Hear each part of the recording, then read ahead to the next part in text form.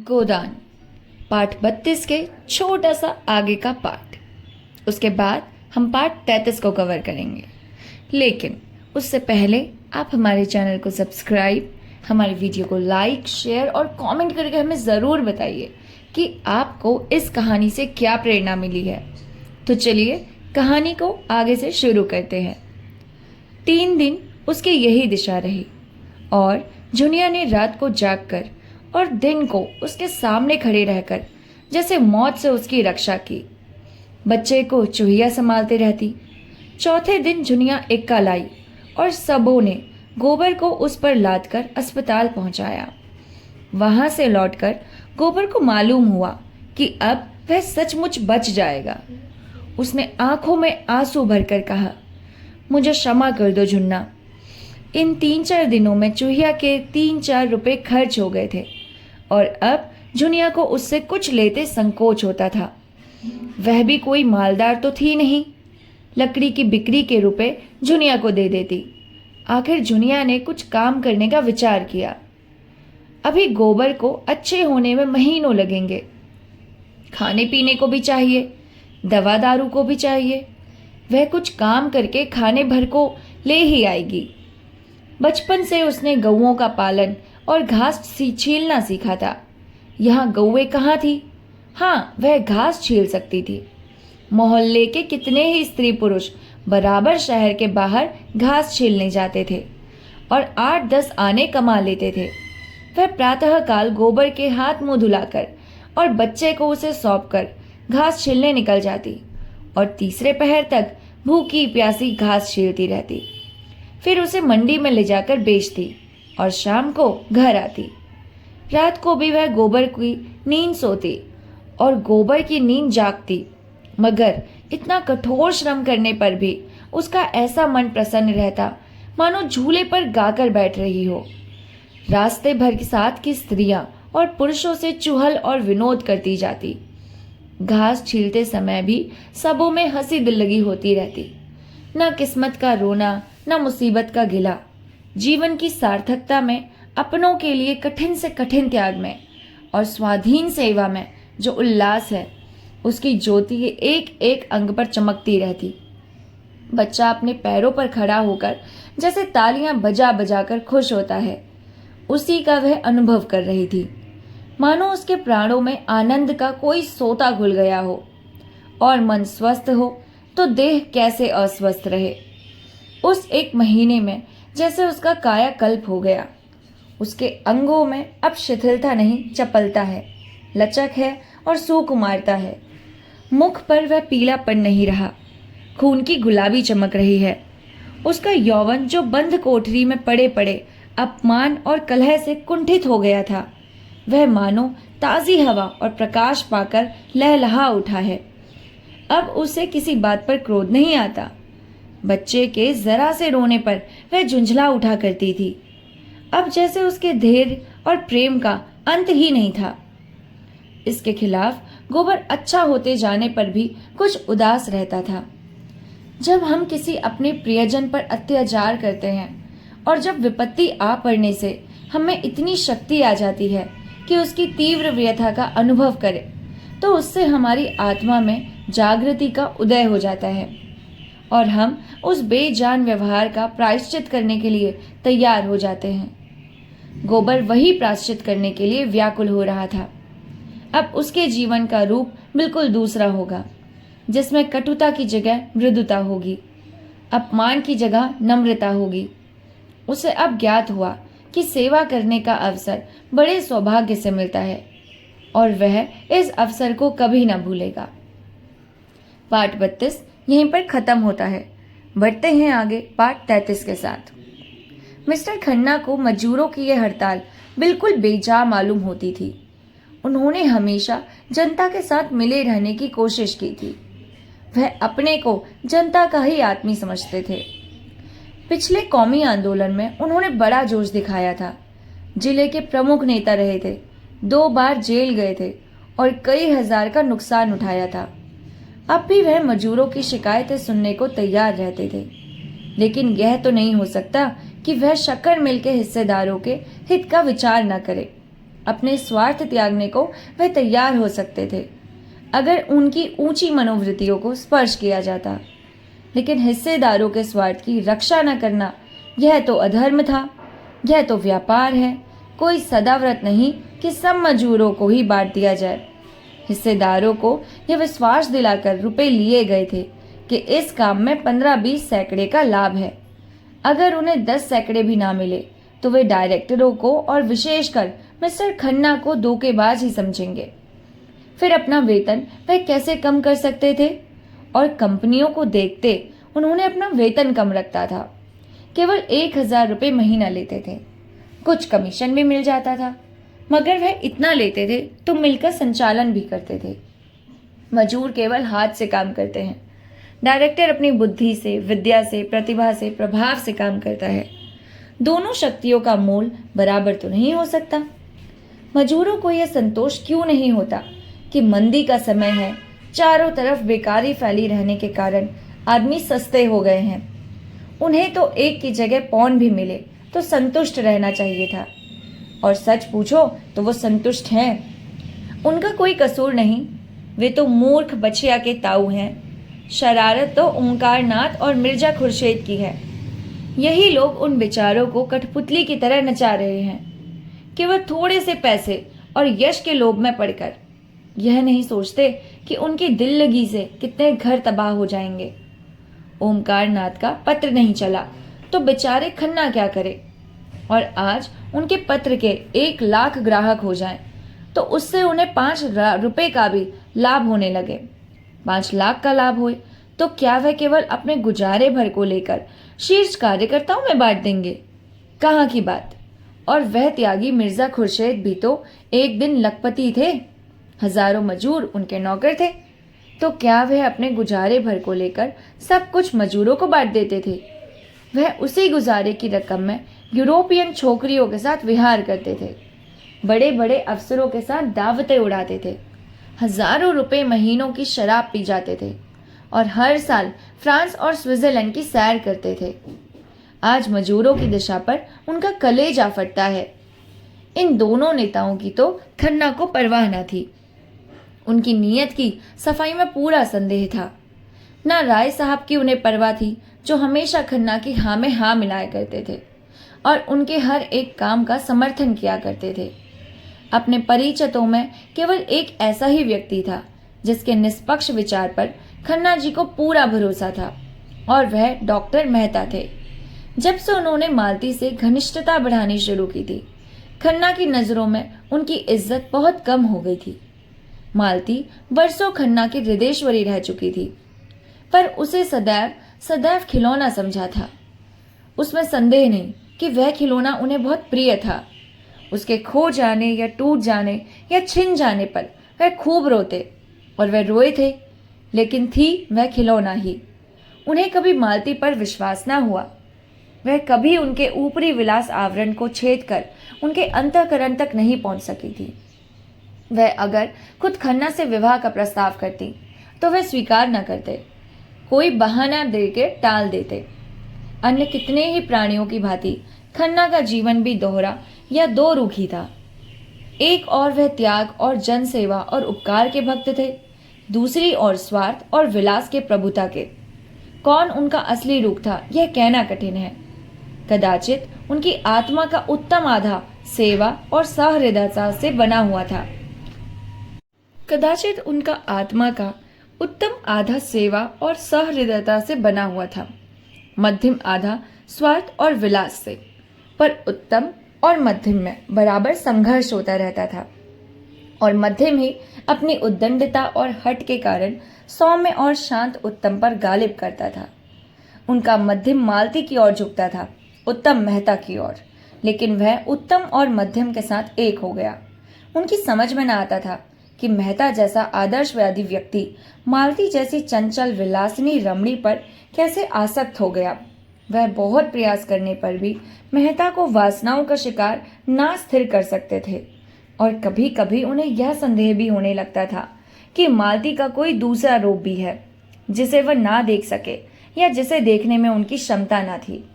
पक्ष और विपक्ष के सभी पहलुओं पर विचार करके उन्होंने यही नतीजा निकाला कि इस परिस्थिति में मेहता ही उन्हें प्रकाश मिल सकता है। डॉक्टर मेहता को काम करने का नशा था। आधी रात को सोते थे और घड़ी रात उठे रहते थे। जैसा भी काम हो उनके लिए वह कहीं ना कहीं से समय निकाल लेते थे। हॉकी खेलना हो या यूनिवर्सिटी डिबेट, ग्राम्य संगठन हो या किसी शादी का नैवेद्य, सभी कामों के लिए उनके पास लगन थी और समय था। वह पत्रों में लेख भी लिखते थे और कई साल से एक वृद्ध दर्शन ग्रंथ लिख रहे थे जो अब समाप्त होने वाला था। इस वक्त भी वह एक वैज्ञानिक खेल ही खेल रहे थे। अपने बगीचे में बैठे हुए पौधों पर विद्युत संचार प्रक्रिया में परीक्षा कर रहे थे। उन्होंने हाल में एक विद्वान परिषद में यह सिद्ध किया था कि फसलें बिजली की जोर से बहुत थोड़े समय में पैदा की जा सकती है, उनकी पैदावार बढ़ाई जा सकती है और बेफसली की चीजें भी उपजाई जा सकती हैं। आजकल सवेरे के 2-3 घंटे वह इन्हीं परीक्षाओं में लगाया करते थे। मिस्टर खन्ना की कथा सुनकर उन्होंने कठोर मुद्रा की ओर देखकर कहा, क्या यह जरूरी था कि ड्यूटी लग जाने से मजदूरों का वेतन घटा दिया जाए? आपको सरकार से शिकायत करनी चाहिए थी। अगर सरकार ने नहीं सुना तो उसका दंड मजदूरों को क्यों दिया जाए? क्या आपका विचार है कि मजदूरों को इतनी मजदूरी दी जाती है कि उसमें चौथाई कम कर देने से मजदूरों को कष्ट नहीं होगा? आपके मजदूर बिलों में रहते हैं, गंदे बदबूदार बिलों में, जहां आप 1 मिनट भी ना रह जाएं, तो आप कैसे हो जाएंगे? कपड़े जो पहनते हैं उनसे आप अपने जूते भी ना पोंछेंगे। खाना जो वे खाते हैं वह आपका कुत्ता भी ना खाएगा। मैंने आपके जीवन में भाग लिया है। आप उनकी रोटियां छीनकर अपने हिस्सेदारों का पेट भरना चाहते हैं। खन्ना ने अधीर होकर कहा, लेकिन हमारे सभी हिस्सेदार तो धनी नहीं है। कितनों ही ने अपने सर्वस्व इसी मिल को भेंट कर दिया और इसके नफे के सिवा उसके जीवन का कोई आधार नहीं है। मेहता ने इस भाव से जवाब दिया जैसे इस दलील का उनकी नजरों में कोई मूल्य नहीं है। जो आदमी किसी व्यापार में हिस्सा लेता है वह इतना दरिद्र नहीं होता कि इसके नफे को ही जीवन का आधार समझे। हो सकता है कि नफा कम मिलने पर उसे अपना एक नौकर कम कर देना पड़े या उसके मक्खन और फलों का बिल कम हो जाए, लेकिन वह नंगा या भूखा ना रहेगा। जो अपनी जान खपाते हैं उनका हक उन लोगों से ज्यादा है जो केवल रुपया लगाते हैं। यही बात पंडित ओमकार नाथ ने कही। मिर्जा खुर्शीद ने भी यही सलाह दी। यहाँ तक कि गोविंदी ने भी मजदूरों का ही पक्ष लिया, पर खन्ना जी ने उन लोगों की परवाह न की। लेकिन मेहता के मुंह से वही बातें सुनकर वह प्रभावित हो गए। ओमकार नाथ को वह स्वार्थी समझते थे, मिर्जा खुर्शीद को गैर जिम्मेदार और गोविंदी को अयोग्य। मेहता की बात में चरित्र, अध्ययन और सद्भाव की शक्ति थी। सहसा मेहता ने पूछा, आपने अपने देवी जी से भी इस विषय में राय ली? खन्ना ने सकुचाते हुए कहा, हाँ पूछा था। उनकी क्या राय थी? वही जो आपकी है। मुझे यही आशा थी। और आप उस विदुषी को अयोग्य समझते हैं? उसी वक्त मालती आ पहुंची और खन्ना को देखकर बोली, अच्छा आप विराज रहे हैं। मैंने मेहता जी की आज दावत की है, सभी चीजें अपने हाथ से पकाई हैं। आपको भी नेवता देती हूँ। गोविंदी देवी से आपका यह अपराध क्षमा करा दूंगी। खन्ना को कौतूहल हुआ। अब मालती अपने हाथों से खाना पकाने लगी है। मालती वही मालती जो खुद कभी अपने जूते ना पहनती थी, जो खुद कभी बिजली का बटन तक ना दबाती थी। विलास और विनोद ही उसका जीवन था। मुस्कुराकर कहा, अगर आपने पकाया है तो जरूर खाऊंगा। मैं तो कभी सोच भी नहीं सकता था कि आप पाक कला में भी निपुण हैं। मालती निसंकोच भाव से बोली, इन्होंने मार मार कर वैद्य बना दिया, इनका हुक्म कैसे टाल सकती? पुरुष देवता ठहरे। खन्ना ने इस व्यंग का आनंद लेकर मेहता की ओर आंखें मारते हुए कहा, पुरुष तो आपके लिए इतने सम्मान की वस्तु ना थी। मालती झेपी नहीं। इस संकोच का आशा समझकर जोश भरे स्वर में बोली, लेकिन अब हो गई हूं, इसलिए कि मैंने पुरुष का जो रूप अपने परिचितों की परिधि में देखा था उससे यह कहीं सुंदर है। पुरुष इतना सुंदर, इतना कोमल हृदय। मेहता ने मालती की ओर दीन भावना से देखा और बोले, नहीं मालती, मुझ पर दया करो, नहीं मैं यहां से भाग जाऊंगा। इन दिनों जो कोई मालती से मिलता वह उसे मेहता की तारीफों के पुल बांध देती, जैसे कोई नव दीक्षित अपने नए विश्वासों का ढिंढोरा पीटता फिरे। सुरुचि का ध्यान भी उसे न रहता और बेचारे मेहता दिल में कटकर रह जाते थे। वह कड़ी और कड़वी आलोचना तो बड़े शौक से सुनते थे, लेकिन अपनी तारीफ सुनकर जैसे बेवकूफ बन जाते थे। मुंह जरा सा निकल आता था जैसे कोई फबती छा गई हो। और मालती उन औरतों में न थी जो भीतर रह सके, वह बाहर ही रह सकती थी, पहले भी और अब भी, व्यवहार में भी विचार में भी। मन में कुछ रखना वह ना जानती थी। जैसे एक अच्छी साड़ी पाकर वह उसे पहनने के लिए अधीर हो जाती, उसी तरह मन में कोई सुंदर भाव आए या वह उसे प्रकट किए बिना चैन ना पाती थी। मालती ने और समीप आकर उनकी पीठ पर हाथ फेरकर मानो उनकी रक्षा करते हुए कहा, अच्छा भागो नहीं, अब कुछ ना कहूंगी। मालूम होता है तुम्हें अपनी निंदा ज्यादा पसंद है, तो निंदा ही सुनो खन्ना जी। यह महाशय मुझ पर अपने प्रेम का जाल, शक्कर मिल की चिमनी यहां से साफ नजर आती है। खन्ना ने उसकी तरफ देखा। वह चिमनी खन्ना के कीर्ति स्तंभ की भांति आकाश में सर उठाई खड़ी थी। खन्ना की आंखों में अभिमान चमक उठा। इसी वक्त उन्हें मिल के दफ्तर में जाना है। वहां डायरेक्टरों की एक अरेंजमेंट मीटिंग करनी होगी और इस परिस्थिति में उन्हें समझना होगा कि इस समस्या को हल करने का उपाय भी है। मगर चिमनी के पास ये धुआं कहां से उठ रहा है? देखते देखते सारा आकाश वैलून की भांति धुएं से भर गया। सबों ने सशंक होकर उधर देखा। कहीं आग तो नहीं लगी? आग ही मालूम होती है। सहसा सामने सड़क पर हजारों आदमी मिल की तरफ दौड़े नजर आए। खन्ना ने खड़े होकर जोर से पूछा, तुम लोग कहाँ दौड़े जा रहे हो? एक आदमी ने रुक कर कहा, अजी शक्कर मिल में आग लग गई, आप नहीं देख रहे? खन्ना ने मेहता की ओर देखा और मेहता ने खन्ना की ओर। मालती दौड़ी हुई बंगले में आई और अपने जूते पहन आई। अफसोस और शिकायत करने का अवसर न था। किसी के मुंह से एक बात न निकली। खतरे में हमारी चेतना अंतर्मुखी हो जाती है। खन्ना की कार खड़ी थी। तीनों आदमी घबराए हुए आकर बैठे और मिल की तरफ भागे। चौरस्ते पर पहुंचे तो देखा सारा शहर मिल की ओर उमड़ चला आ रहा है। आग में आदमियों को खींचने का जादू है। कार आगे ना बढ़ सकी। मेहता ने पूछा, आग बीमा तो करा लिया था ना? खन्ना ने लंबी सांस खींचकर कहा, कहाँ भाई, अभी तो लिखा पढ़ी हो रही थी, क्या जानता था यह आफत आने वाली है। कार वही राम आसरे छोड़ दी गई और तीनों आदमी भीड़ चीरते मिल के सामने जा पहुंचे। देखा तो अग्नि का एक सागर आकाश में उमड़ रहा था।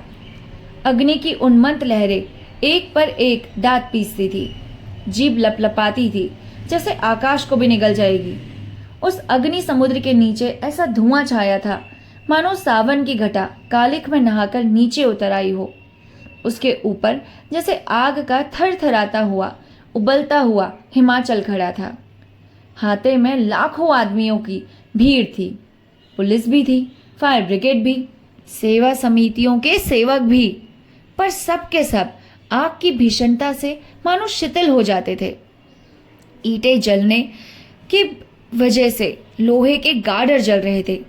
पिघली हुई शक्कर के परनाले चारों तरफ बह रहे थे और तो और जमीर से भी ज्वाला निकल रही थी। दूर से मेहता और खन्ना को यह आश्चर्य हो रहा था कि इतने आदमी खड़े तमाशा क्यों देख रहे हैं, आग बुझाने में मदद क्यों नहीं करते। मगर अब इन्हें भी ज्ञात हुआ कि तमाशा देखने के सिवा और कुछ करना अपने वश के बाहर है। मिल की दीवारों से 50 गज के अंदर जाना जोखिम था। ईंट और पत्थर के टुकड़े चटाक चटाक टूटकर उछल रहे थे। कभी कभी हवा का रुख इधर हो जाता तो भगदड़ पड़ जाती। ये तीनों आदमी भीड़ के पीछे खड़े थे। कुछ समझ में ना आता था क्या करे। आखिर आग कैसी लगे और इतनी जल्द फैल कैसे गई? क्या पहले किसी ने नहीं देखी या देखकर भी बुझाने का प्रयास नहीं किया? इस तरह के प्रश्न सभी के मन में उठ रहे थे, मगर वहां पूछे किससे? मिल के कर्मचारी होंगे तो जरूर, लेकिन उस भीड़ में किसका पता मिलना कठिन था। सहसा हवा का इतना तेज झोंका आया कि आग की लपटें नीची होकर इधर लपकी, जैसे समुद्र में ज्वार आ गया हो। लोग सर पर पांव रखकर भागे, एक दूसरे पर गिरते रेलते जैसे कोई शेर झपटा आता हो। अग्नि ज्वालाएं जैसे सजीव हो गई थी, सचेष्ट भी, जैसे कोई श्रेष्ठ नाग अपने सहस्त्र मुख से आग फुकार रहा हो। कितने ही आदमी तो इस रेले में कुचल गए। खन्ना मुल के मुंह के बल गिर पड़े। मालती को मेहता जी दोनों हाथों से पकड़े हुए थे, नहीं तो जरूर कुचल गई होती। तीनों आदमी होते ही दीवार के पास एक इमली के पेड़ के नीचे आकर रुके। खन्ना एक प्रकार की चेतना शून्य तम्यता से मिल की चिमनी की ओर टकटकी लगाए खड़े रहे। मेहता ने पूछा, आपको ज्यादा चोट तो नहीं आई? खन्ना ने कोई जवाब न दिया, उसी तरफ ताकते रहे। उनकी आंखों में वह शून्यता थी जो विषिप्तता का लक्षण है। मेहता ने उनका हाथ पकड़कर फिर पूछा, हम लोग यहाँ व्यर्थ खड़े हैं। मुझे भय होता है आपको चोट ज्यादा आ गई है, आइए लौट चले। खन्ना ने उसकी तरफ देखा और जैसे सुनकर बोले, जिनकी यह हरकत है उन्हें मैं खूब जानता हूं। अगर उन्हें इसी में संतोष मिलता है तो भगवान उनका भला करे। मुझे कुछ परवाह नहीं, कुछ परवाह नहीं, कुछ परवाह नहीं। मैं आज चाहूं तो ऐसी नई मिल खड़ी कर सकता हूं। जी हाँ, बिल्कुल नई मिल। ये लोग मुझे क्या समझते हैं? मिल ने मुझे नहीं बनाया, मैंने मिल को बनाया है, और मैं फिर बना सकता हूं। मगर जिनकी यह हरकत है उन्हें मैं खाक में मिला दूंगा। मुझे सब मालूम है, रत्ती रत्ती मालूम है। मेहता ने उनका चेहरा और उनकी चेष्टा देखी और घबरा कर बोलिए, चलिए आपको घर पहुंचा दूं, आपकी तबीयत अच्छी नहीं है। खन्ना ने कहा मारकर, मेरी तबीयत अच्छी नहीं है इसलिए कि मिल जल गई। ऐसी मिलें मैं चुटकियों में खोल सकता हूँ। मेरा नाम खन्ना है, चंद्र प्रकाश खन्ना। मैंने अपना सब कुछ इस मिल में लगा दिया। पहली मिल में हमने 20% नफा किया। मैंने प्रोत्साहित होकर यह मिल खोली। इसमें आधे रुपए मेरे हैं। मैंने बैंक के 2 लाख इस मिल में लगा दिए। मैं 1 घंटा नहीं, आधा घंटा नहीं, 10 लाख का आदमी था। जी हाँ, 10 लाख। मगर इस वक्त फाके मस्त नहीं, दिवालिया हूँ। मुझे बैंक को 2 लाख देना है। जिस मकान में रहता हूँ अब वह मेरा नहीं, जिस बर्तन में खाता हूँ वह भी मेरा नहीं। बैंक से मैं निकाल दिया जाऊंगा। जिस खन्ना को देखकर लोग जलते थे वह खन्ना अब धूल में मिल गया है। समाज में अब मेरा कोई स्थान नहीं। मेरे मित्र मुझे विश्वास का पात्र नहीं बल्कि दया का पात्र समझेंगे। मेरे शत्रु मुझसे जलेंगे नहीं बल्कि मुझ पर हंसेंगे। आप नहीं जानते मिस्टर मेहता, मैंने अपने सिद्धांतों की कितनी हत्या की है, कितनी रिश्वतें दी हैं, कितनी रिश्वतें ली हैं।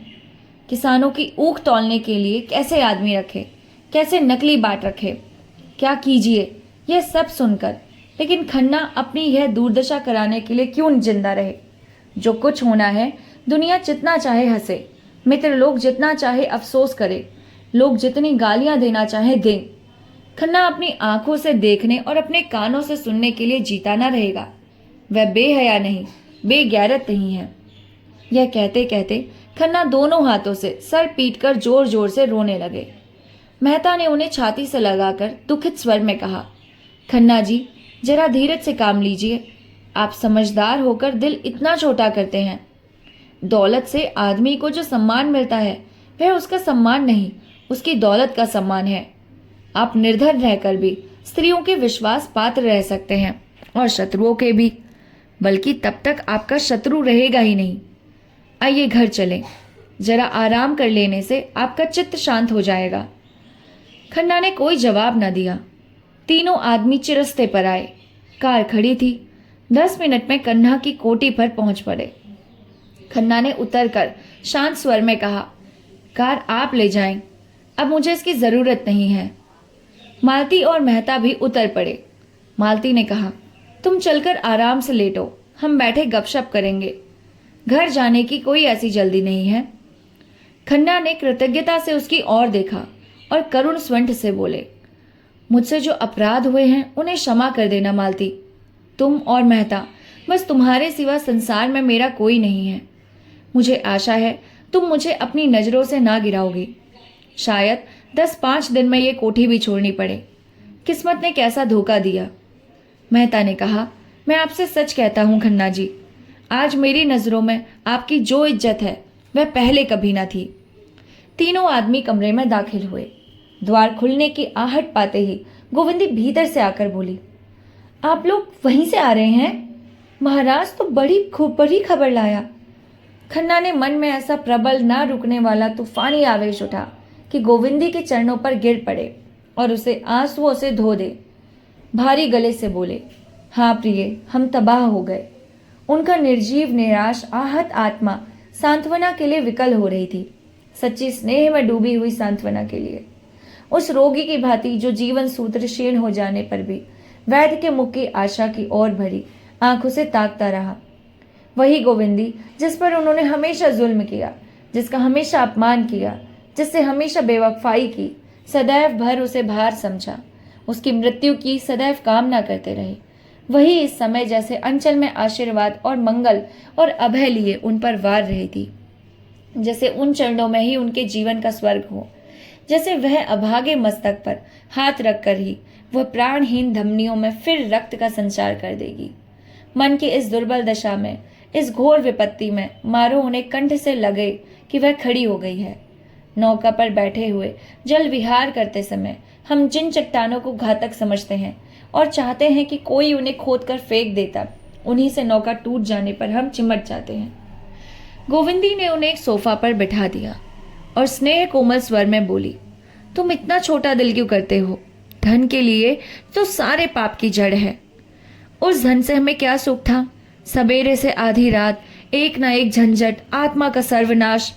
लड़के तुमसे बात करने को तरस जाते थे, तुम्हें संबंधियों के पत्र लिखने तक की फुर्सत ना मिलती। क्या बड़ी इज्जत थी? हाँ थी, क्योंकि दुनिया आज तक धन की पूजा करती चली आई है। उसे तुममें कोई प्रयोजन नहीं। जब तक तुम्हारे पास लक्ष्मी है, तुम्हारे सामने पूछ हिलाएगी, कल उतनी ही भक्ति से दूसरों के द्वार पर सजदे करेगी, तुम्हारी तरफ ताकेगी भी नहीं। सत्पुरुष धन के आगे सर नहीं झुकाते, वह देखते हैं तुम क्या हो।